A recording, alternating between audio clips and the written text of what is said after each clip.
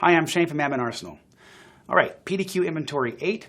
We've added the ability for you to collect or hold non-Windows computers in inventory. Doesn't mean you can scan them. We've had a lot of requests for people saying, listen, I've got Linux machines or other, Mac OS 10 machines in Active Directory or on my network. I know I can't scan them with inventory, but I'd like to at least see them. Or if they're in Active Directory, I don't want them, they're already imported, and I don't want those to always attempt to scan and fail. So let's do this. I'm going to create a new dynamic collection to show, non-Windows machines. And I'm going to do this by saying, let's go to the computer filter, and we're going to say OS name, not OS. Remember, OS is just a short name. We're going to actually use OS name, and we'll say does not contain Windows anywhere in the name of the OS. Perfect.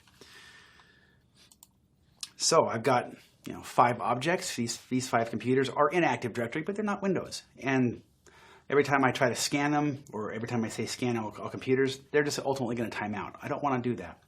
So what you can do, open up this computer. First thing you're going to want to do is go over to the computer window and uncheck Allow Scan. By unchecking that now, this computer will never be the result of a scan, but you can still throw some basic information in here. If you know the MAC address, you can throw that in. On the OS, we'll just call this, it's unidentified. You can also just type it in. We'll call this Citrix Zen, right? And make this a chassis. We'll do this a tower. That just changes the icon. And any custom fields that you have defined in inventory, you can also track here. So what does that do? That tells us now, yeah, this is an online machine. It's responding to a ping. But when I scan it, when I scan all my machines, this is not going to be scanned, but I can still see that it's a Citrix Zen server.